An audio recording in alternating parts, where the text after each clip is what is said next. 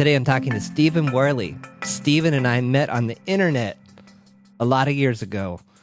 Came about as a result of going to the very first podcast movement conference and talking to someone at happy hour. And they were asking me what I wanted to do. And I said, I want to help people get unstuck. This is way before I got into coaching or anything. And this lady said, oh yeah, there's this podcast called Unstuckable. You should listen to it. I was like, really? So I started listening to it. And these two guys, it was Steven and I think this other guy named Chris. And they said, hey, we want to know how you're stuck. We want to hear from you. So write to us. And I was like, yeah, whatever. I'll write to them, but I'll never hear from them. And Steven wrote back. I think Chris did too. And I don't know, we became, I don't know what, friends. And then we've met a few times in real life. And Steven's on the East Coast. I'm on the West Coast. So welcome back, Steven. Thank you. And that was 10 years ago. Oh, was it? Okay. Is that crazy? Yes. 10 years. So much has happened in 10 years. Yes. And times are simpler back then. Or at least that's what we tell ourselves. I'm listening to Morgan Housel's new book, Same as It Ever Was, or something like that. And the whole book is focused on what has not changed. It's very kind of interesting. We're still breathing. Yeah. So Steven was all about helping people get unstuck then, based on his experiences with having a job and then not having one, I think. And we were talking a week or two ago, and Steven got fired up about finding a job in today's current environment, which is something I see constantly on LinkedIn. I work with clients on it as well. And I just thought, let's have a conversation. Let's get really practical. Like, for someone that's been laid off, lost their job, looking for new work, what's working today? What doesn't? And where should people even start? Because all I hear is I'm applying to jobs on LinkedIn and nothing's happening.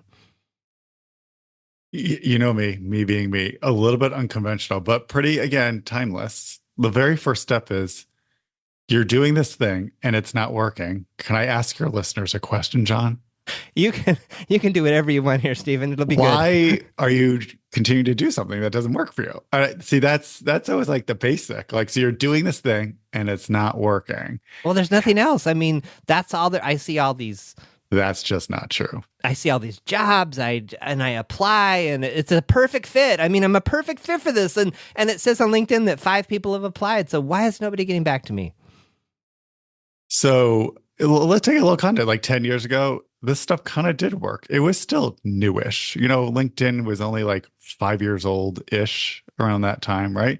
So it's just like anything. These things work, or they have these promises that are delivered upon, but then somewhere along the way with technology just goes off the rails and becomes very unhelpful for what it originally promised. And I think that's what has happened to online job postings,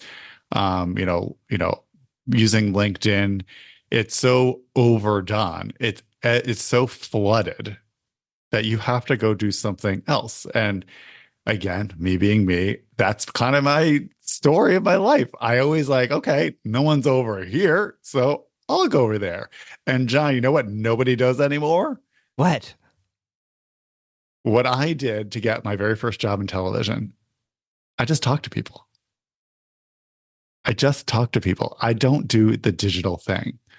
So my very first job in television, there was called Bacon's Media Guide, and I wanted to get a job in television, and had all these phone numbers. I was a PR firm. I would never otherwise have access to this. Like, you have to think about 1997 having access to something like this was like, oh, crazy. You know what I mean? These books I forgot how much they cost. So I'd copy down like 5 phone numbers every day. I was working in Times Square, and I'd go to the Marriott Marquis with my roll of quarters at a phone booth. Like, I'm really dating myself, people.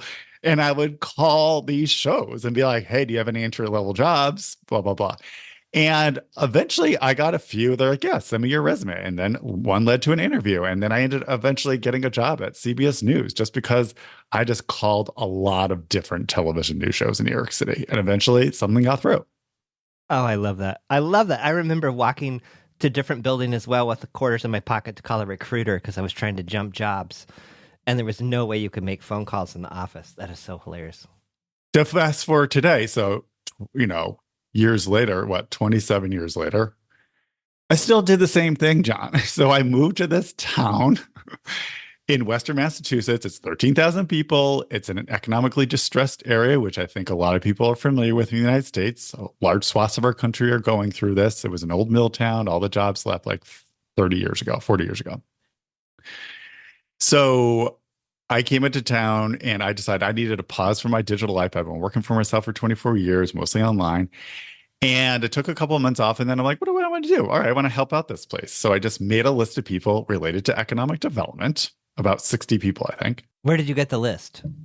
I first broke it down into niches, like who would be interested in an economic development, like politicians, the commercial banks, real estate folks, community leaders. So I started, niching them and then kind of doing some Google searches. I would also ask people that I met, who should I know? Because it's like small town life. Might as well like use that to my advantage. So I did a very simple email. I emailed all these folks cold again, just like I did in 1997, but I called back then. I didn't email. And I said, hey, I'm new to town. I'm really interested in economic development, getting involved. I'd just love to hear your take on the challenges and opportunities around here because you've been doing this a long time. And John, most people are like, sure, I'll talk to you. So I talked to a ton of people. And then what happened, Job, a place that everybody told me, like, there's no jobs here, there's no money. People started throwing work at me, a lot of consulting projects. And I was like, okay, I have plenty of work to handle here. What do you mean there's no money here? So what would you say, though, to someone in, say, a software, they've been a company I used to work for, not too far from you there in Massachusetts. They had a big layoff. So project managers, marketing people, some of them have been with the company 10, 15 years, suddenly no job. Like, who do they talk to? Where do they find the people to talk to for their next job? First thing, it's another mindset thing. You have to get over your fear of actually talking to an actual human being. So that has been what has happened, the screenification of our lives, which I fear for younger generations, the pandemic, and everybody has social anxiety now, it seems like. That's by the way, everybody's a little afraid of talking to other humans. Okay, newsflash. It's all part of us. So you're not alone. So I think that's that first step. Again, just because it's easy and you're doing it a lot, and that's the thing in your brain, when you are applying to lots of jobs on Indeed or LinkedIn or whatever niche website, you have a lot of job listings for your industry. It feels like you're doing work, right? It does. It's exhausting being on these screens and filling out all these really complicated forms. They've even got more complicated. And then it's really disheartening to find out that most of them are just going to an algorithm now, not even a human being, to decide if you even make it to a human being. So that is so the first step I would ask people, like, what you're doing, is it working? If it's not, stop it, because you're just wasting all of effort. You're not going to get any response. I mean, I've heard people who are like, I've submitted like 100, 200, 500 resumes and nothing's happening. There's a woman I've known for a long time, very talented, and happens to be a graphic designer. Now you have to realize there's also certain professions that are really starting to change faster than others in terms of the influence of automation and AI. I think graphic designers are one of them. It's only going to get harder to find a job just by applying for a graphic designer. And she was doing that. Here's everything I'm doing. I was like, you got to go talk to people, like find companies or a niche that you're interested in. She settled into a niche that she liked, and she started making her list of like, who is the person who's going to hire a graphic designer? It's usually somebody in the marketing department at a university. So making up a list, reaching out, asking her network, do you know anybody who's marketing or related to marketing at a university, or anybody who even works at a university, just to get me in so I could talk to somebody.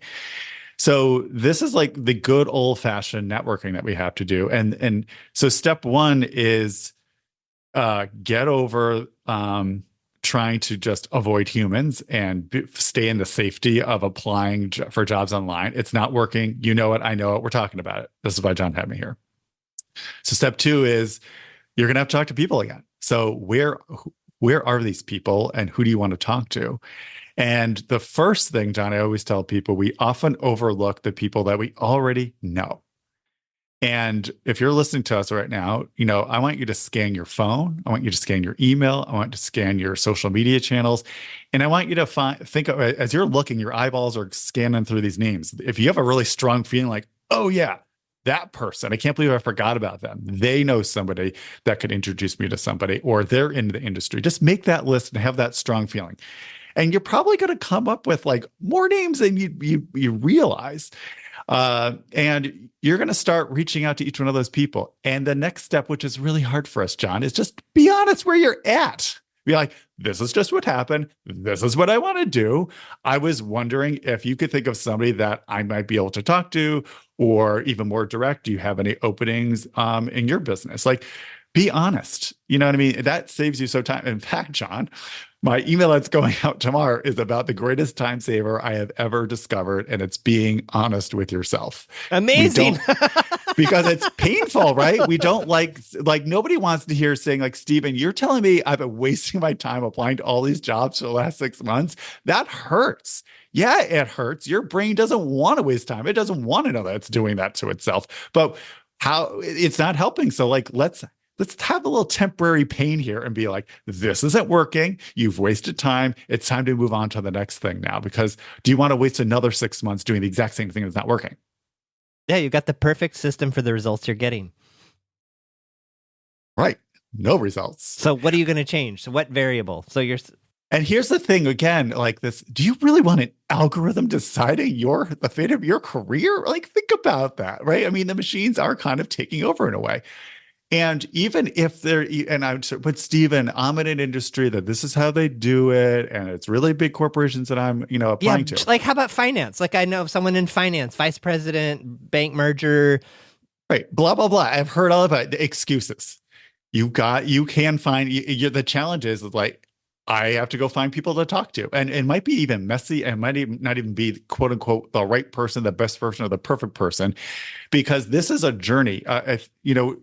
John, people, when they get a job, they they're really excited about it, right? But they're also privately really relieved because they don't have to look for a job right now, right? They got it. They don't have to figure that out. You're listening to a person who is constantly looking for work, because I've been working for myself for 24 years. And I'm so glad that I have that ability, because I'm always in this position. I'm always looking for new clients, new work. It never ended. I have this skill that I'm always sharpening. And work is changing so quickly right now. All of us are going to have to find a job or manage our careers like this. Even if you want to be an employee and you like that structure and we need you, but you're still going to have to think like an entrepreneur in terms of constantly building your network. Even when you get that job and you feel like, whoo, it's safe. All right, settle in for a few months. But then after that, you should be out there finding people to meet again. So that way, when you do get laid off, or the rug is pulled out from under you, or you're the boss that you love decides to leave, and then you have a nightmare boss that replaces them, and you're hating life, you have a network to fall back on. And that's why, John, so many people are in this position that they only could apply to jobs because they let their network, their connections totally atrophy. And then when you're really desperate and you need a job, then you feel weird about calling these people because they haven't heard from you in 2 years. Now you're just calling them because you need a job. So that's another thing that you got to kind of get over too, make peace with, forgive yourself, is to say, okay, my network's a little stale. Mm-hmm. And how can I get over myself? And also, so many times too, it's just a story. It's a problem that it's been so many years since I talked to this person. Therefore, I can't reach out to them because it would be weird.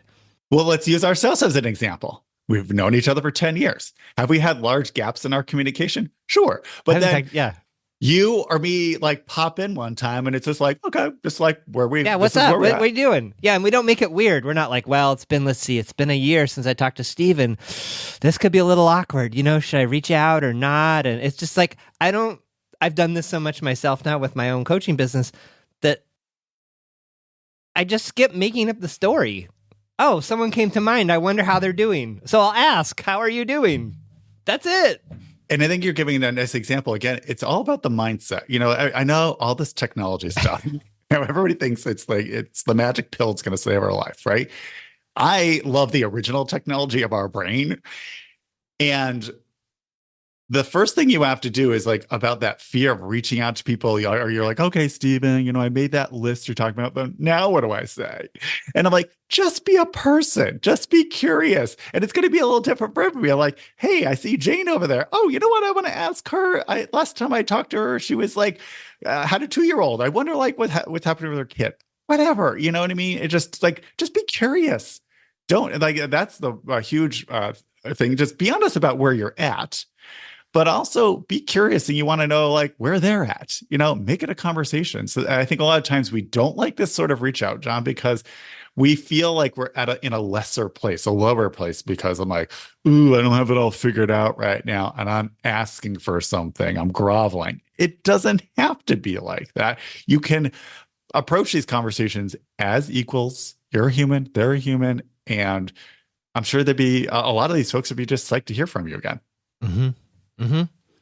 So you had a nice phone call. Maybe nothing came of it. That's okay. Yes. Yes. Yes.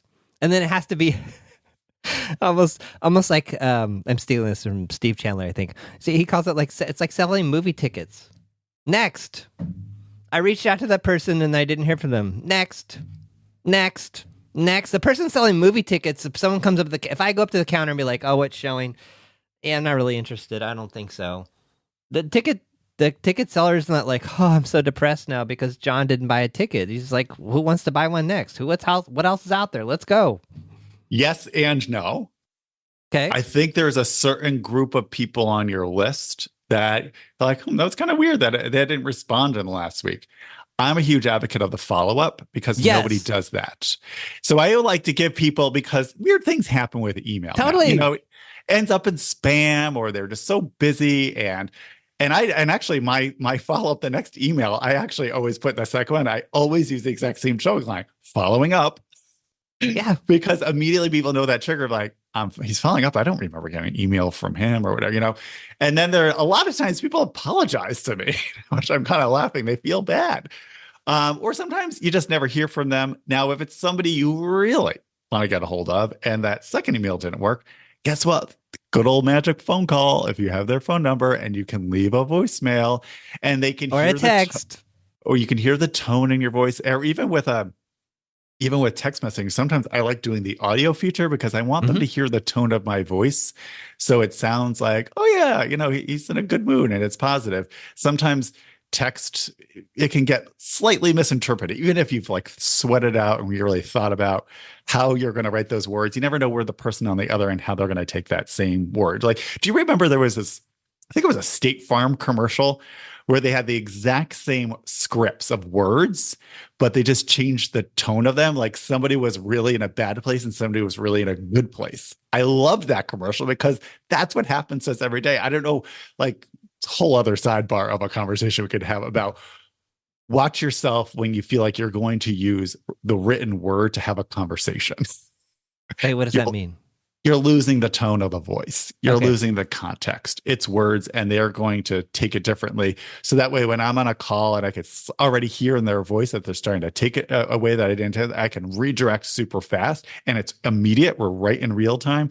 But when it's a text message, I don't know what they're doing over there, or I'm not sure what mood that they're in. And so I can't, there's no amount of emojis that's ever going to fix it.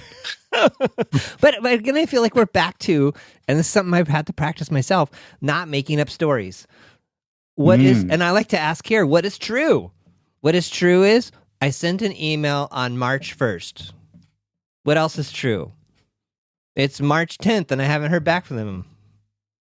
What else is true? That's it.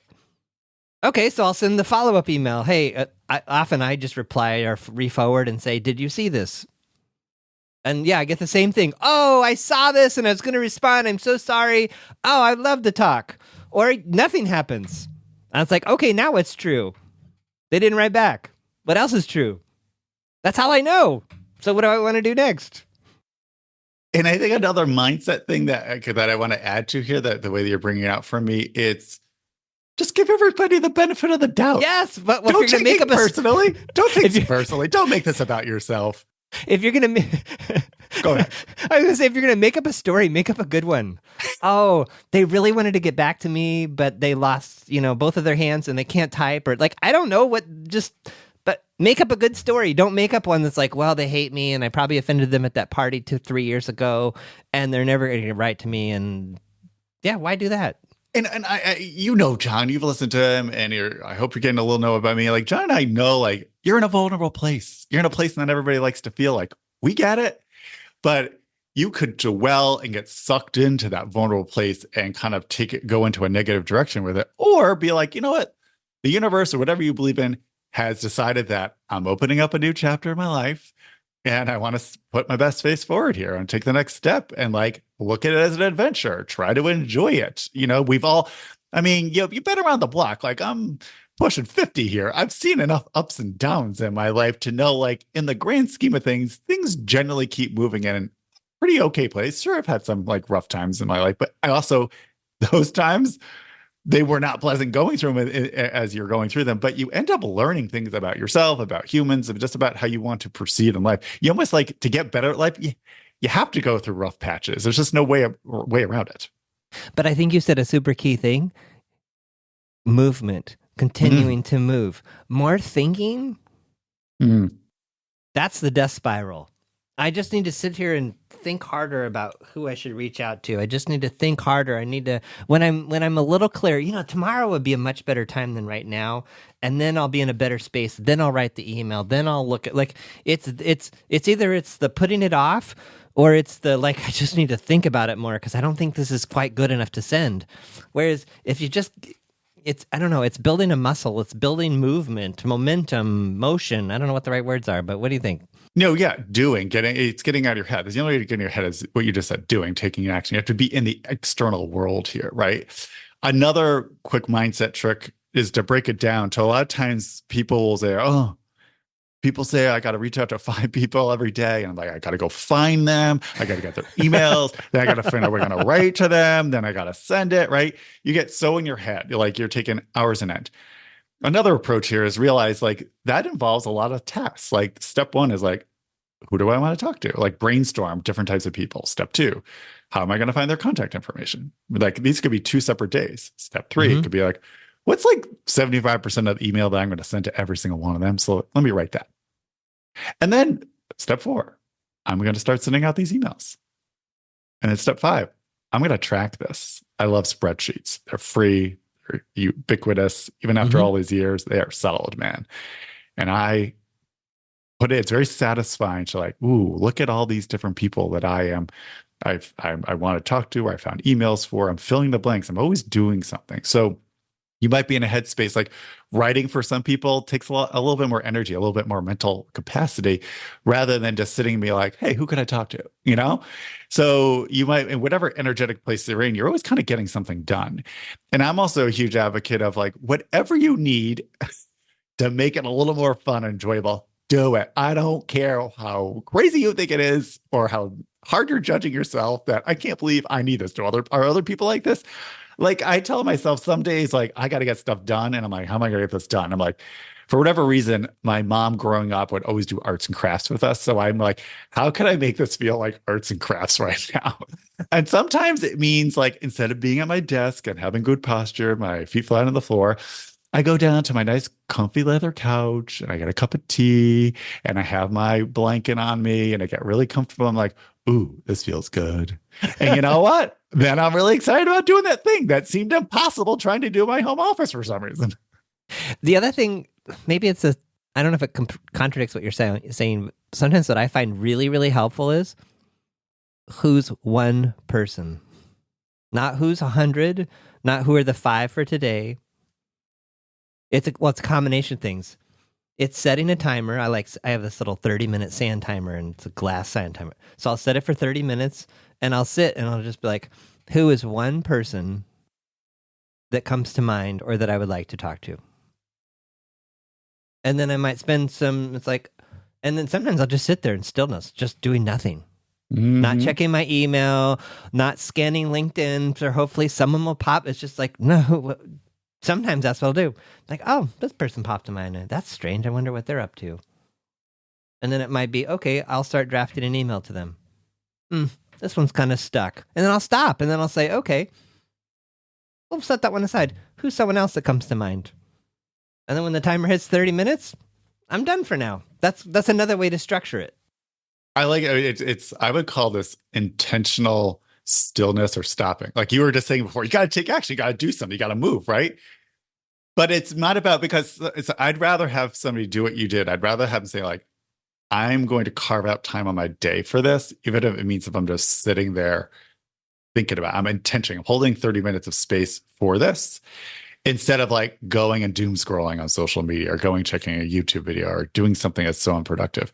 And a lot of times, even to, like I said, breaking it down into all those different actions, I would often I'd rather see people say, like, I'd like to see you spend a quality hour on your job search every day. And each day, and it could be a little different. Like one day you're just like brainstorming people, another day it's like you're drafting copy, another day you're going to send out some emails, but you are intentionally spending an hour each day. And then I also like to people, have a quick meeting of yourself at the end of the week, just so you can actually see everything that you did do and how it all moved forward, because you kept that habit, you kept that intention, and something kept getting done every day. Yeah, in fact, I have a spiral notebook, just old-fashioned spiral notebook like you'd use in college or high school. I just write the date and the person's name. You and I did in college. So I know about everybody else doing it. Okay, fair enough. Dating myself once again. Anyway, but I find that writing the person's name by hand. Yes. And I write their first and their last name, and maybe what I did, or if they and then at the end of a week, like you're saying, I can go backwards and see, oh, wow, I'm telling myself that, I haven't talked to enough people and that I don't have enough clients. Is that true? Well, look at that. You reached out to X number of people today and yesterday and this week. Okay. Well, what's true about that? Well, that's it. I reached out to them. Does this mean that my business is doomed or I'll never find another client to work with? No. It just means I haven't heard from those people yet. So what? We've been talking about, kind of like I said, like, I think people really get stuck on like, who am I going to contact? If you ban yourself from submitting to for job listings for like 2 weeks, you're like, that's not an option. What would you do? Right? Like, that is not an option. So you'll, like I said, to kind of scan your social channels, your email, your phone, for people to talk to. The other habit I want you to get into, as you start talking to these people that you already know, ask them for one recommendation. Is there, at the end of the call, the interaction, is there one person you could recommend that I could talk to? And be specific. Allow their brain to scan their brain to be able to scan for this person. Don't be like, hey, if you think of anyone, don't do that. Then people never have a recommendation. But like, do you know somebody who does this, or I could learn from this, or I could talk to about that? You know what? As a matter of fact, I do. Can you do an email introduction? That would be great. So if you get in the habit of always closing out these conversations with an ask of like, who's one more person I could meet, you're slowly going to organically build your network. I'm always doing this. I know John's always doing this. So that way people are always kind of coming to you. And it's like, I have to say, it's at different times when I'm starting things, I kind of use this process. But once it gets going, I don't even realize that I call this outreach. I'm just doing outreach all the time. It no longer becomes like a task, a burden, a to-do list. It's something I'm always doing. I thought you said something interesting. You said at least an hour. I've talked to people that are the opposite extreme. They're like, they're trying to sit down and spend, their equivalent previous workday of 8 hours or whatever, grinding it out. And I don't know about what you think about that, but that just is death. Like I want to be like, John, are you setting me up because you really want me to go nuts right now? Because you know how I feel about this. Like, let me just get this out of the way. It's absolutely, if you haven't heard this before, I'm giving you permission right now. You don't need my permission, but the whole 8-hour workday or any predetermined time that you're being valued on your time for your work is absolutely ridiculous in the context for what most of us do now. It's ridiculous. Who cares? Like, I always tell consulting clients, like, you're not judging me in the hours. You're judging me on the value of what I'm giving you. I'm saving you time. I'm saving you money. I'm saving you frustration. That is what you're paying for. Who cares how long it's taken me to do it? And the same thing with your job search. You're right. And also, let's give folks a little bit of grace. Because I remember when I first got laid off ages ago, I felt like I had to work an 8-hour day until I was like, but I keep getting all my work done like in 3 hours. And it kind of like, oh, right. I don't have to fill up a day to like prove to my bosses that I'm a hard worker. I'm getting what needs to get done. So it's a reward now. So I get to go do other stuff. And I've learned, we always talk about productivity in America. That's a load of baloney. Like, employees aren't productive. If you want productive employees, you will not trap them in an 8-hour workday. You will let them work however they want to work. They know what they need to get done. They're adults. Supposedly you hired them. You should trust them. If you don't, fire them and get it done. So I think you're going to burn yourself out and get really disillusioned if you approach your job search like it's the traditional job again. It's a replacement job. Your replacement job is finding a new one. Yeah, it's still work. It's still effort. You should be treating it with a high degree of intention. But I think I'd rather see a quality hour every day and that you're enjoying it. You're going to start to see the results that you're going to start to see even in your own work. And I think a lot of us have the experience now of working remotely. That's what I had. You're like, wow, I'm kind of getting my job done a lot faster than I did when I was stuck in an office. Also, I would challenge too, maybe it's not a solid hour in a row. Maybe it's 2 30-minute blocks. And to start small. If you can't, if sitting for 30 minutes is torture, do 15. Do 2:15. I've done this with projects. I just, for whatever reason, do not want to do this, cannot do this. It's like, okay, well, I'll do 15 minutes. And then I'll do another 15 minutes. And what will happen is it's like building a muscle. It's like going to the gym for the first time. You lift a little 1-pound dumbbell and you're like, I can't do this. And then you're like, oh, I can do this. Let me try 3. Let me try 5. Same with this. Do 15 minutes. Oh, okay, that's pretty good. Or 30 minutes. And then it's like, you'll get on a roll accidentally. And then you'll sit there longer and you'll be like, oh, that was pretty cool. I just did an hour and a half without even trying. The next day, oh man, I'm pushing a rock up a hill again. So what? I'll do 30 minutes. Then I'll take a break. I once said her first name's Martha. Is it Martha Beck? I can't remember. She always advocated for breaking things down into embarrassingly small tasks. Yes. Why not? Which I love. Like she would say, like what you're describing. She said, like her first task would be open your laptop. Yeah. Success. Done. Now turn it on. And it is sometimes your brain just needs that little, it's like cranking string over an of old wins. Yeah, just like getting going. Depending on when you just lost your job, if it is possible, if you do have a little bit of a financial runway, I know too many people don't, but I also tell people, depending on, especially if you've been at it for a while, if you've been at this career for like 10, 15, maybe 20 years, and this happened to you, it might be this big reflection time. You might be actually going through something else in life. You're like, I think I might want to work differently or do something else. So actually, if you can, give yourself a few weeks just to have some space because you've been on this grind of a path for so long.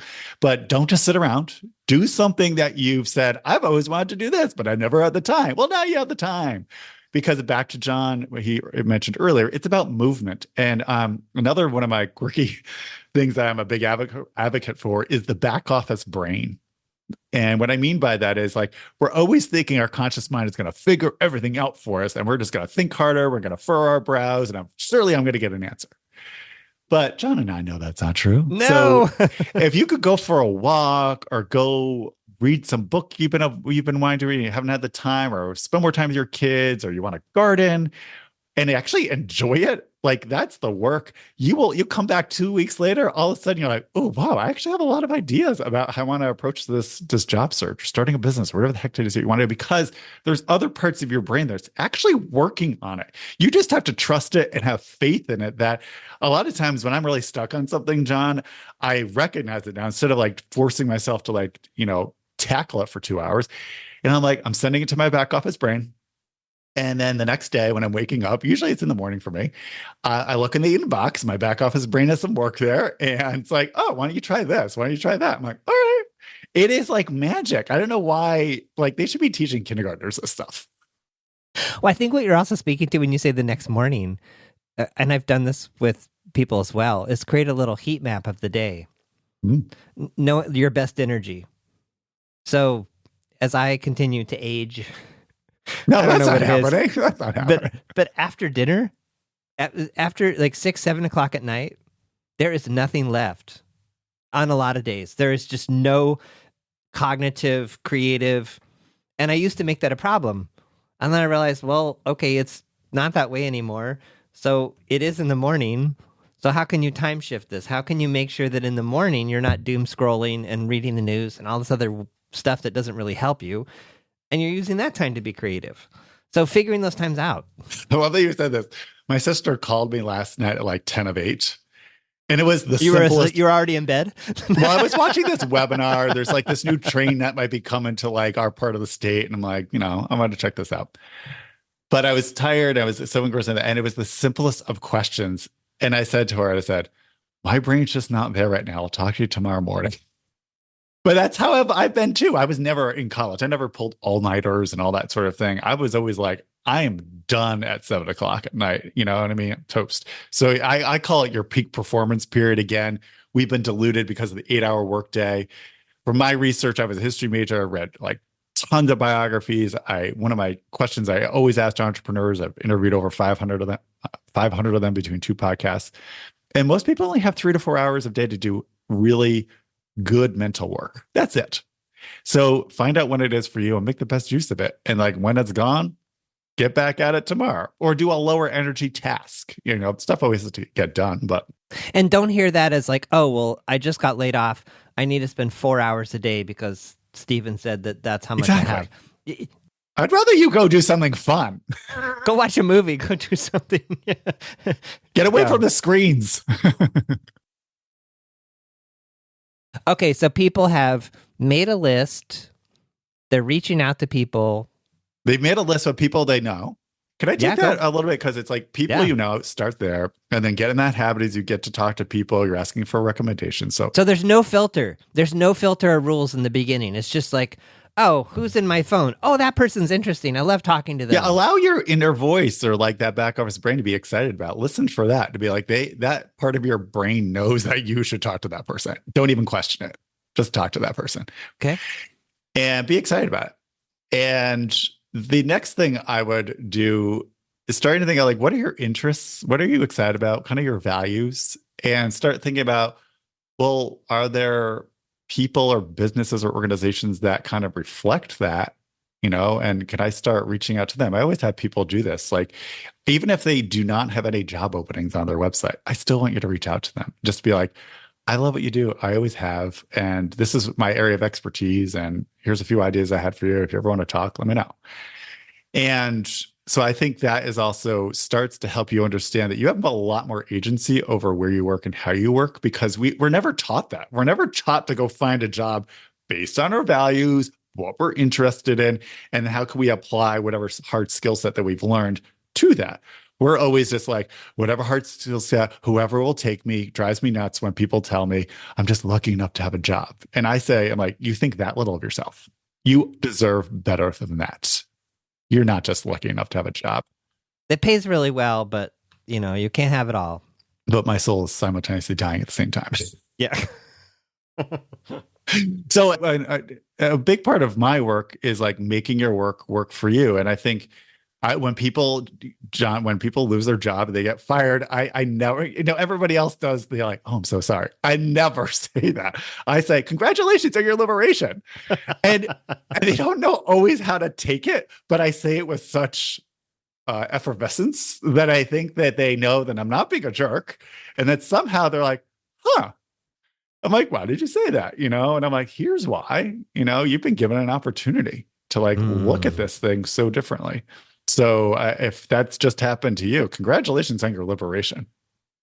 So we've got lists, reaching out to people, reaching out different ways. What am I going to say to them? This is always the classic. So what you're going to say to them, I want to I did share kind of the cliff notes on this earlier, but let's dig into this a little bit. You feel like you're asking them for something. Get over that. Remember, you want to lead with curiosity. You're interested. You want to see how they're doing. You're having this space now to like reach out to these people that you just haven't had time to do in a while because you've been so busy at work. So that's the thing. Just be curious, be interested. Number 2, be honest. Like to say, this is where I'm at. Hey, I just got laid off. This is what happened. I'm not quite sure what I want to do next, but you're somebody that popped into mind. I just wanted to see how you're doing, and I just wanted to see if you had time to chat. So I think those are the 2 most important things. Lead with curiosity and just be honest with your at, because I think a lot of times we feel like we have to tell the story or people are going to judge us or we have to say certain things. Like if you feel that way, like that's exactly the person you should not be reaching out to right now. That's a filter. Like do not even, but I think they work at this company. They know all these important people and I know they'd have a lot of money.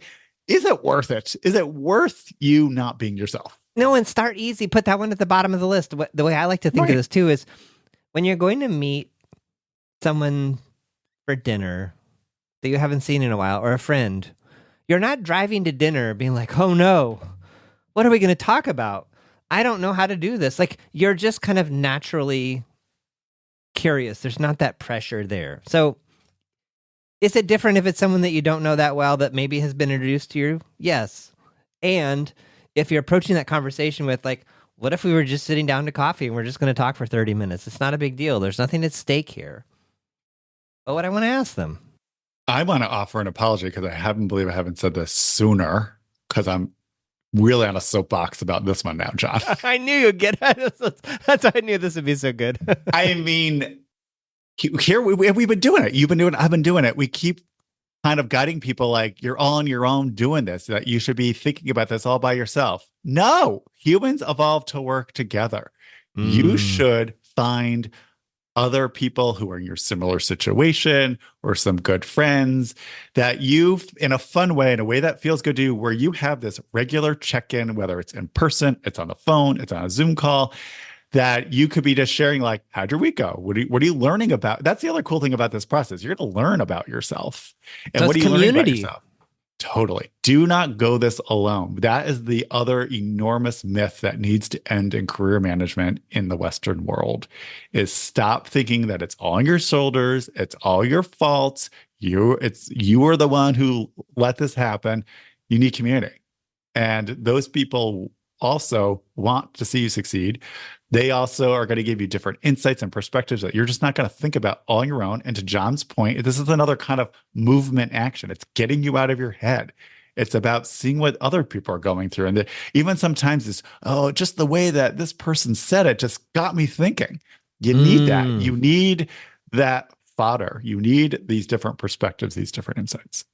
Another something along those same lines that popped in my head too is I've also encouraged previous clients to volunteer. Yes. I'll put it in the notes. I think it's called Volunteer America or something. It's basically it's a volunteer database by city, by location. And I found just by, I don't know, I did like a 2-minute search and I found a whole bunch of things that fit their interests, and they went and did some volunteering. And it was a way to not to like fill time, but it was a way to like get out of their routine. It forced them to get out of the house. They love meeting new people. It was in an area of town that they were interested in. I don't know if it led to a job, but it was something to do, and it was a way to meet new people and just essentially get out of their heads too. Yes.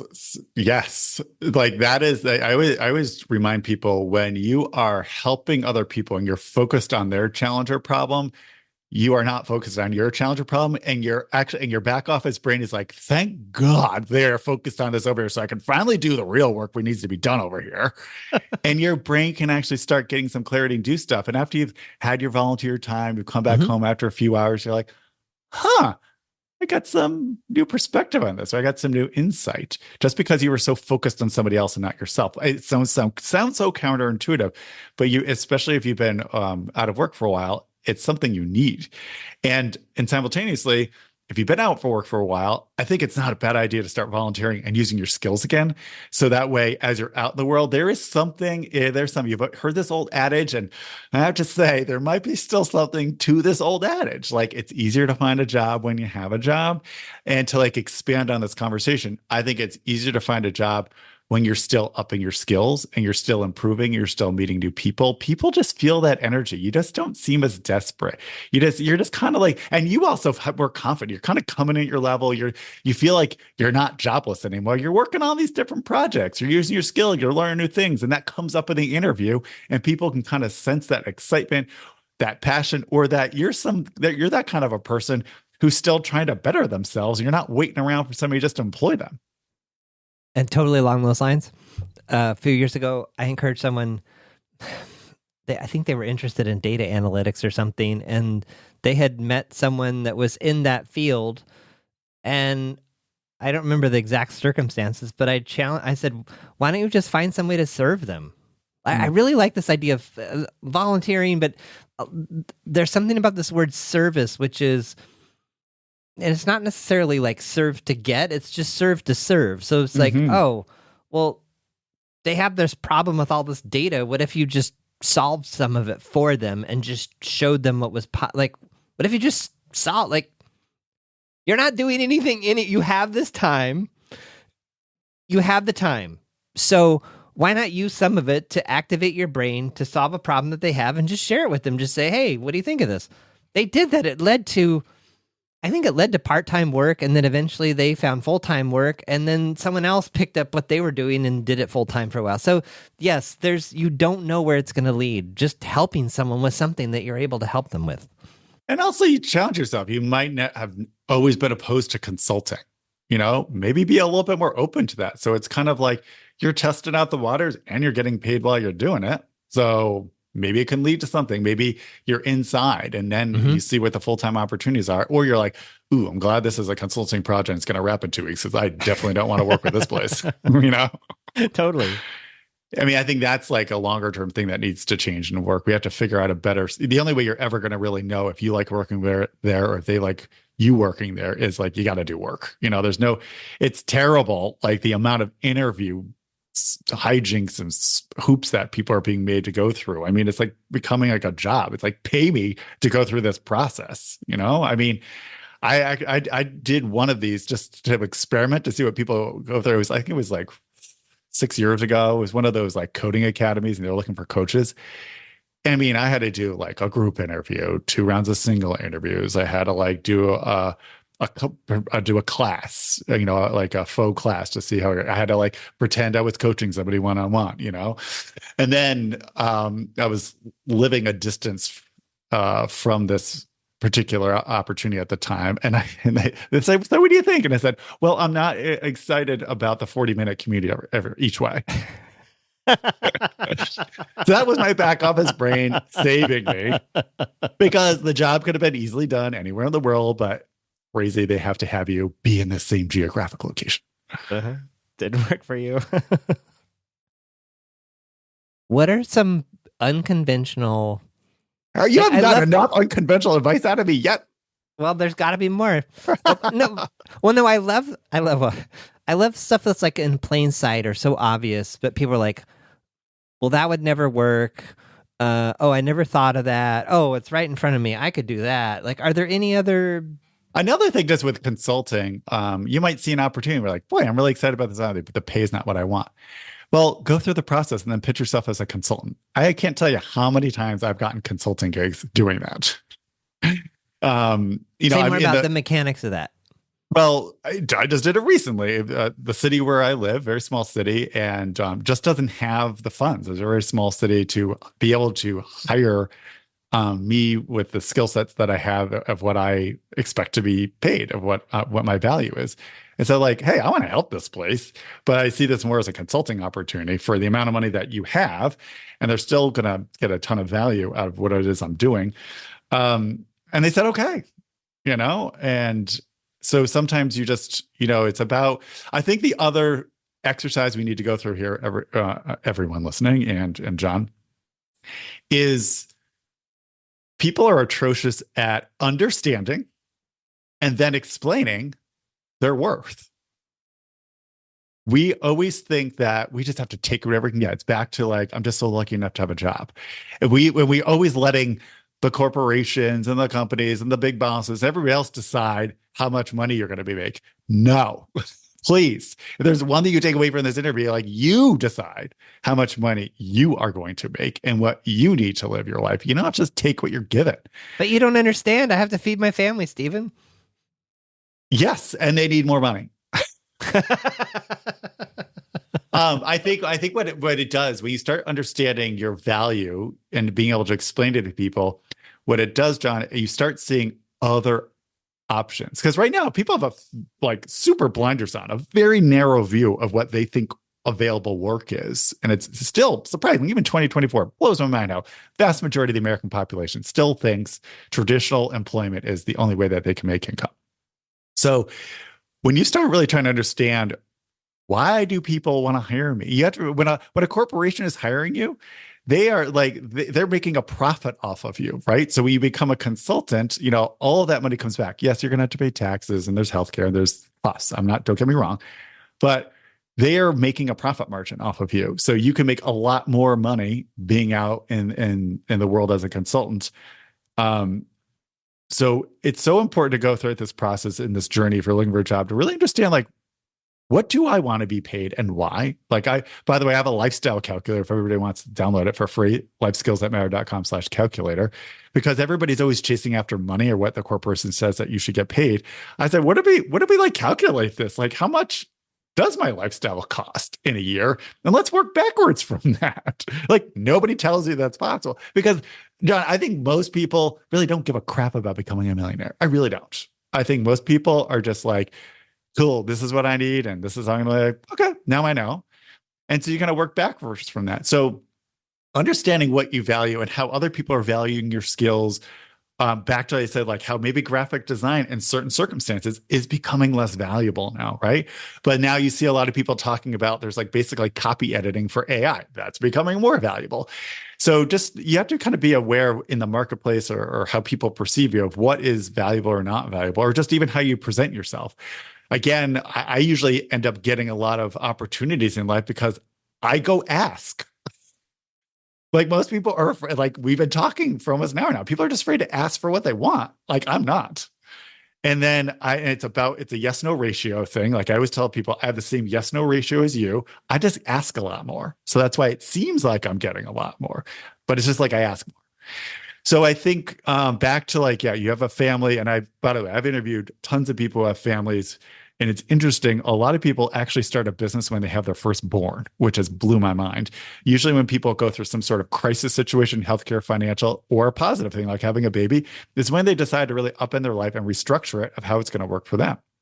So I hear you that you have mouths to feed. But I think the more you can dig into like how you value yourself, you're going to start to see more options or be more open to more options. That maybe you'll even get a full-time job, but maybe you'll have something on the side that's only going to take you a couple hours a week, but it's a consulting opportunity. Or we're seeing that now, how people are actually doing 2 or 3 high-paying jobs because they're using technology to make that job that much more efficient so that they can do 2 jobs in one workday now, not all corporations like that this is happening, but hey, more power to people for trying that out there. Or you might go through a big season of wanting to make a lot of money, but you're going to save it. Like I always tell people, I've always lived at a certain dollar amount. And then when I've made a lot, I've sucked it into savings accounts and investments and real estate. So that way, I think a lot of times people get very addicted. It's very common as your salary goes up, so do your lifestyle costs. And that's why you really want to understand how much money do you really need to live your ideal lifestyle? Or what are the things that you're willing to compromise on or spend more money on or spend less money on? So that way you're in like this range through the course of your life of like, that's what you need. So you don't get addicted to more money. No, when it comes back, I do this with people too. Coming back to what is true, I'll ask people, I say, you don't have to tell me the number, but do you know how much it costs you to live every month? Most people I talk to say maybe/no. No, they have no idea how much money they even spent last month. That's what I always tell people. Like, how much money did you make last year? They're always so proud to tell you. Oh, yeah. No, everyone knows that number. I'm like, how much money did you spend last year? They're like, I don't know. I don't know. Yeah, there's less money. Yeah. So, but knowing, yes, whether you're employed or not, knowing what that number is power. Knowing that number it changes the game because it's like, well, that's how much I need a month. This job doesn't pay as much as I think it should. And it will I can still meet my needs. Okay. Do I want to take this job because it's going to give me the experience? Or do I want to pass on it and look for something else? But at least now you know. Same people talk to me about going out on their own. I'm like, well, how much does it cost you to live every month? How much money do you have in the bank? Some of this just becomes a math problem. One thing I want to caveat I want to see, because it happens out there, especially I've seen it, I've experienced it too. Sometimes there's a lot of this talk going on, which is great. But sometimes people take it a teeny bit too far that they've overestimated and overvalued their skills. They're asking for way too much for where they're at. And then they're like, how come I'm not getting hired? How come nobody's looking at me? Because there's such a gap. There's like, you're not completely being truthful, or you haven't really done your homework about exactly how much your current skill set at your experience level is truly valued. So that is something I want people to be aware of too, because there's people who overvalue, there's people who undervalue. I'd say most people undervalue their worth and their skills, but that is something to keep an eye on. I think, I found back to like getting the work that you really want, where you're getting paid what you want and you're doing it how you want to do it. And it's very satisfying. It's purposeful. That requires, back to what we've been talking about today. It's about reaching out to actual humans, to companies and entities that share your values and they appreciate your work skills. It's also about sharing your work, having a portfolio. No matter what your profession is, you should have some mechanism by which you are sharing what it is that you're doing and that you're continually trying to improve your skills, and people see that. Because people, like, I'm in an area where there's a work culture where people are, I'm out in kind of more of a natural area, and people, their work ethic is a little just different, shall we say. And I think I get a lot of opportunities because they're like, oh my gosh, he actually gets it done. Like, he says what he means. And people, you can't fake that. And people will see that. So if you in your heart of hearts, like, you are a super competent person, that is a huge advantage. I think so many times the super competent people don't even realize how valuable they are, that like employers will crawl over nails to find you, because there are so many people who just aren't competent, or they just don't care. They don't care about doing a good job or improving.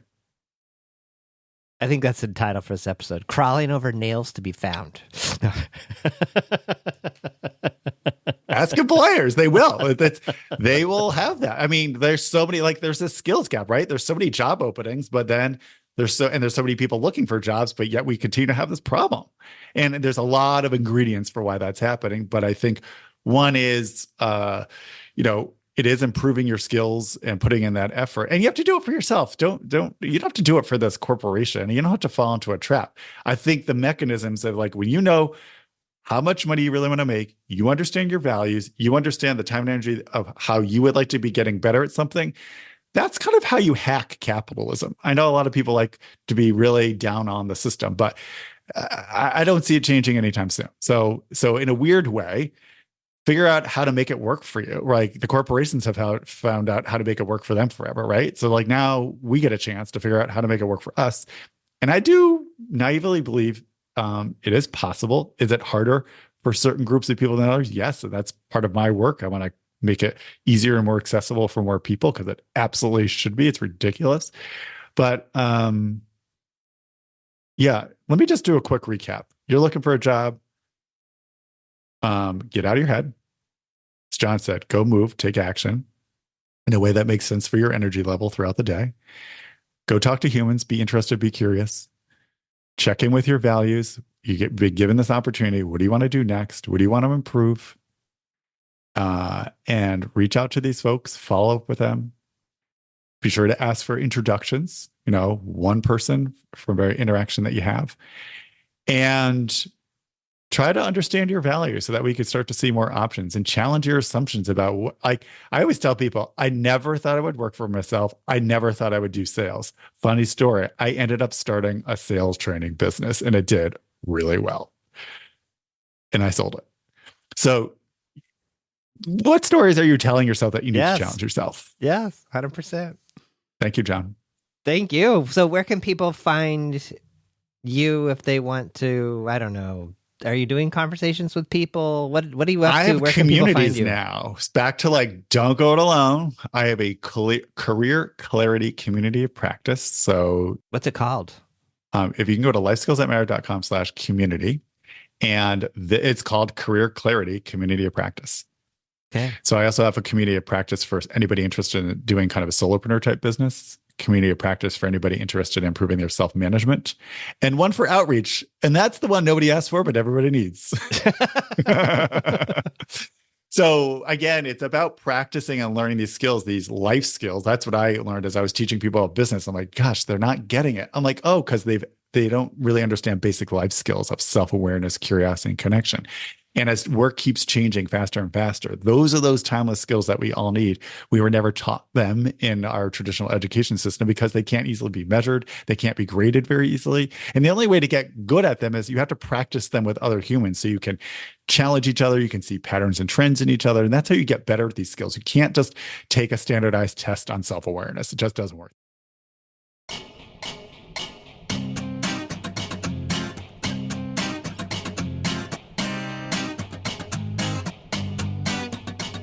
Thanks for listening to The John Polster Show.